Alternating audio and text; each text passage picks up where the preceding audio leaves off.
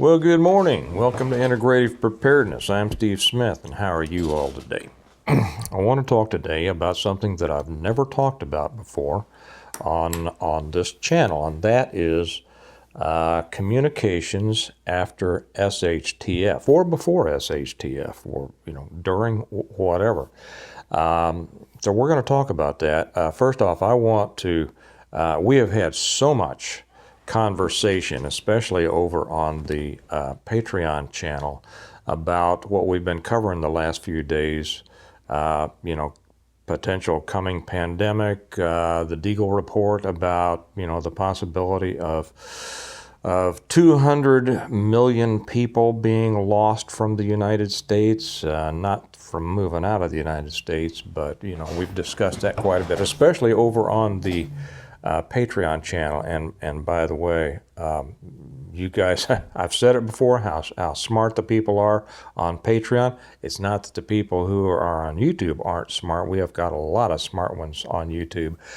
I would suggest you guys come over to Patreon, be a part of that community, because you're going to add to it and you're going to learn a lot from it. I always put the link down below, but you need to be over there and we need to have you over there. So please come join us on that. But I want to talk today about communications. And I'll say right up front, and as a matter of fact, this is precipitated by a letter that I received from one of our viewers. Well, I don't know if I guess he's a viewer. He's one of my readers of my books. I think he's a viewer. I'm gonna read his letter here because it's the question that I want to jump off on, and I'm going to tell you right up front the reason. Well, maybe I should read his letter first. Okay. I'll read part of his letter first, and then I'll get back. Okay. And by the way, I have already put something up on the Patreon channel that a lot of hams may be interested in. I don't know. I'm not a ham, and I'm going to get into that in a minute. Okay, so I get this letter. Dear Mr. Smith, I have just finished reading all 6 books in the Stonemont series and found them not only entertaining but very informative as well. During the time I was reading your books, I found that I should probably say, for those of you who may not know, my books, the Stonemont series, right here, The Reversion, The Revival, The Renewal, and Appeal to Heaven, The Blessings of Freedom, and Hostages to Fortune. I always put the links to them down below in the information section and a pinned comment. You can get them either through Amazon in paperback or Kindle, or through our website, stonemont.us. And that link's down there too, and you can get them autographed from me. You just tell me what you'd like me to write in, and I'm happy to do so. I love to do it, actually. I just love my relationship with my readers. So that will explain what's coming up here. He said, during the time I was reading your books, I found out there had been a CME, and fortunately it went 90 degrees from the Earth and did not hit the Earth. And that's what my book's about, a complete destruction of the grid, the electrical system, electronics as a result of a CME. I tell people that series is a complete plan for preparing for, surviving, and rebuilding after the total collapse of the world. Okay. He says, it has really made me think and reconsider our preparations. Okay. I meet with a Christian-oriented preparedness group once a month, and my family has been moving in this direction, and the only member of the family that is not completely on board is my daughter. Well, yes. If there's only one who's not on board, you're fortunate. Most people have more than one who's not on board. She sometimes thinks my wife and I are a little crazy, and she says that when we talk about it, she gets scared. Well, I can understand that, and that's probably something that I should address in another video.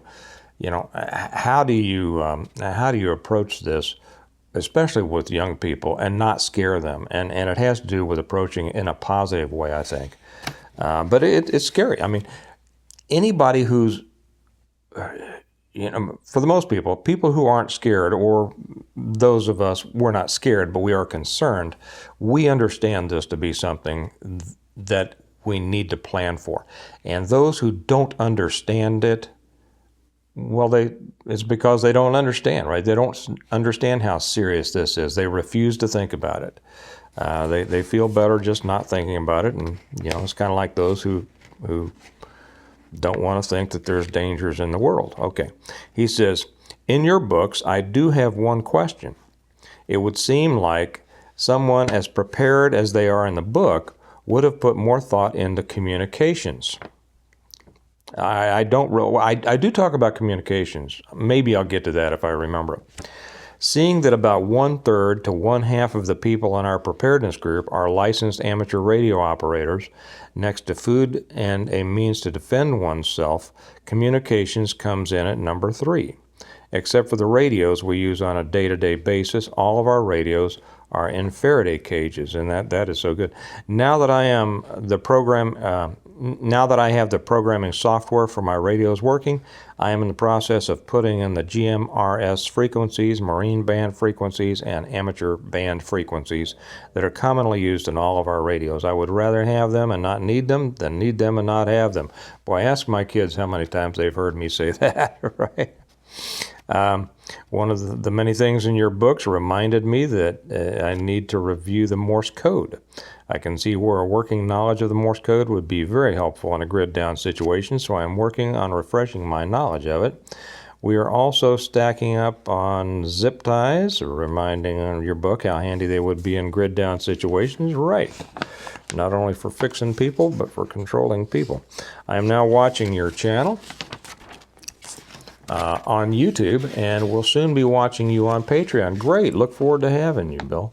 It was a positive reference that Pastor Joe made regarding your books that prompted me to read your first book in the series, and then I was hooked. Well, thank you very much. And he signs off here. He says, here's an interesting point of information that I'm still pondering on. 35 years ago, I was in the Civil Air Patrol. There was very little emphasis on operational security and communications security.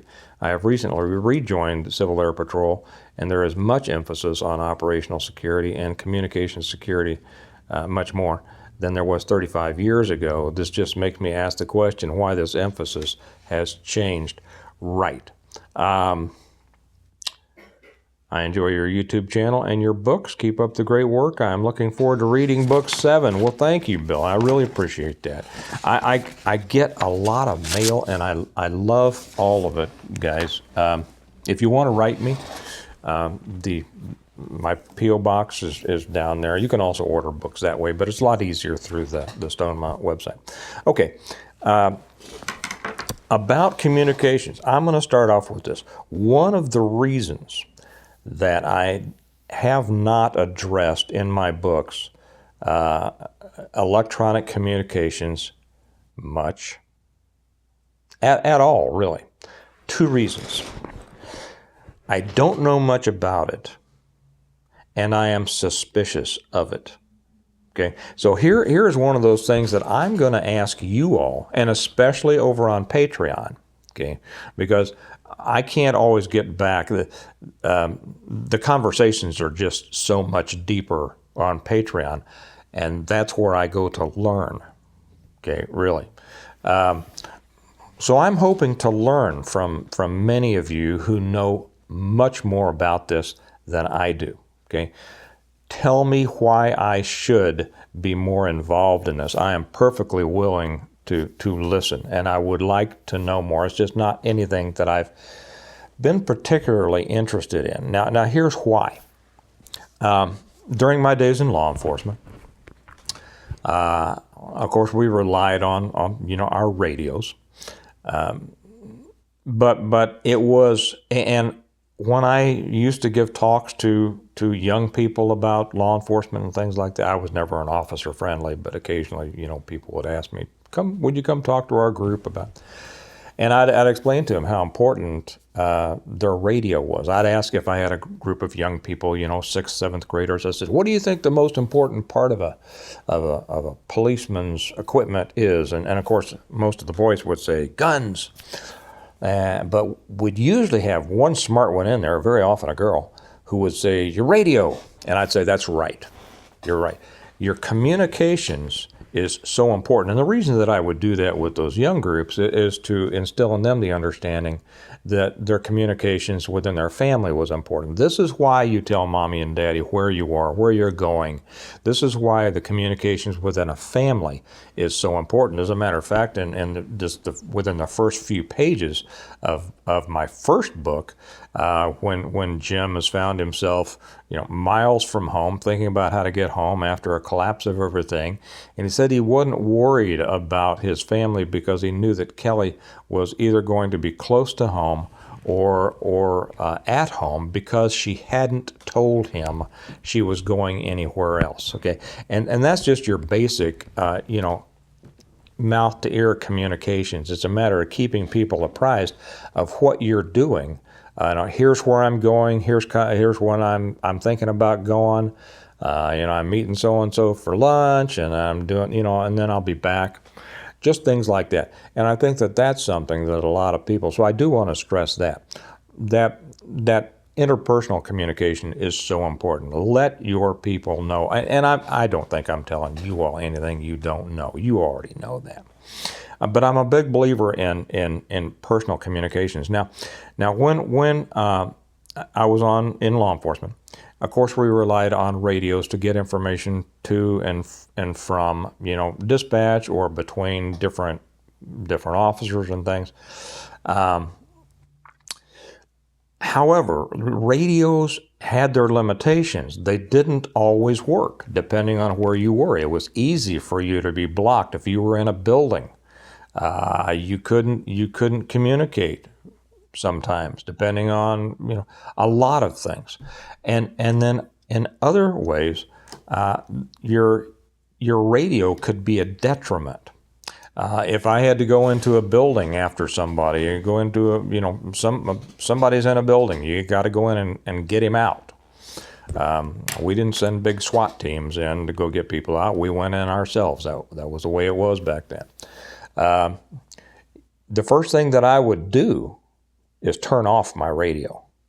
And I know probably that's probably, people think that's horrible, to turn off your radio. And today, I'm sure there's a policy against it. Well, I don't care. If I'm going in and I think somebody's in a building and I have to go get them, I don't want them hearing my radio and knowing where I am. And it's always one of those, most people who feel the way I do, it was because they went in as a new person and they're going through a house, trying to clear it and try to find it, and all of a sudden the radio goes off, right? Yeah. Oh, geez. So that was before we weren't all tacked up like Delta back then. We didn't have our earpieces and stuff like that, and we had a handheld radio. So it's kind of like a light on your pistol. It lets the other guys, your opponent, know where you are, and I didn't want them to know where I was. After that, I've never really been a techie. And so I don't really know much about it, The difference between CB and ham and what is that? I forget. You guys educate me on this, will you? You guys educate me. Now, in the books, the way that I wrote them, are the way that I think things would actually happen. And I don't see where having radio communication within the group would necessarily be important. Okay, so what we're talking about now is handheld walkie-talkies. I can see that walkie-talkies, would be good. Most of them, you get these ones that say, they'll be for 25, you good for 25 miles. They're not good for 25 miles. I guess that's 25 miles on flat land over the desert, over the ocean, or something like that. You know, if you get a couple of miles out of them, I think you're doing good. It has to do, from my understanding, with terrain and all that. I hear that there, and so in that case, I think they would be of limited benefit, simply because if you're going to be doing things, explaining to people what you're going to be doing first is important. Now, with that said, I'm going out to chop wood, right? And all of a sudden the chainsaw kicks back and I've got a big old problem. Okay, well, yeah, probably a good idea to have a walkie-talkie that can make it a mile back there and say, hey, I just cut my leg. I did cut my leg when I was a kid with a chainsaw right across the knee. And so I understand, you know, those things can be very important. As far as going, and later on, maybe I should say this, later on in the series of the books, they do put together a communication systems between communities. It's kind of like the old Pony Express or the Stagecoach. They do start a mail delivery, all sorts of things, you know, to keep in touch. Now, in those situations, I can see that, I guess, ham would be beneficial. See, here again, I'm running up against my own ignorance, okay? Because I've talked to a couple of hams, not many, I don't know many hams, and they say, well, yeah, sometimes I can talk to people around the world, so I can't talk to the guy across the street, okay? Now, or down the road. If you can't do that, that makes me wonder its utility in a grid down situation. In my books, you'll notice that as you know, they have Stonemont, and then they've been able to help some other communities several miles out. It would be great to be able to talk to those communities. But if I can't talk to those communities, I'm not sure that I am that interested in talking to somebody in Bangladesh, right? Now, of course, you can say, well, but that would help you know the extent of, you know, the damage, the extent of the collapse. You're exactly right. You're exactly right. If you've read my books, you'll see that I get into so much. They contain so many different avenues that adding another situation about which I know very little, I just didn't feel that was productive at that point. And had I known more, had I been, you know, it's kind of one of those things when you tend to congregate with people who know the same things you do. Okay, guys who you know are into guns, you know, guns seems to take a leading role in what they do, and same with the radio here, I'm sure, and all of them have their places and are important. I know a lot more about guns than I do ham, which is nothing. The extent of my radio knowledge is push the button, talk. Release the button, listen. Okay? So that's why I didn't put anything in the books really about radio communications. And had I known more about radio communications, I probably would have. So there you have it. Did I leave it out because I don't think it's important? No, not necessarily. I left it out because I don't know enough about it to write about it. Okay, and I like to write it. You know, there's an old saying: write about what you know. And you start getting off to. And I didn't want to mislead people. You know, if you read my books, everything in there is about things I know. Okay, from experience. And so, because I wrote my books as a teaching tool, not just a fun read, but I say that, you know, this is the complete guide to being able to prepare for, survive, and rebuild after a collapse of the world. And so the things that I've put in there, and there's a lot in there, Yeah. There are things that I know. And when you write things, kind of like when you make videos, you're responsible for the information you put out there.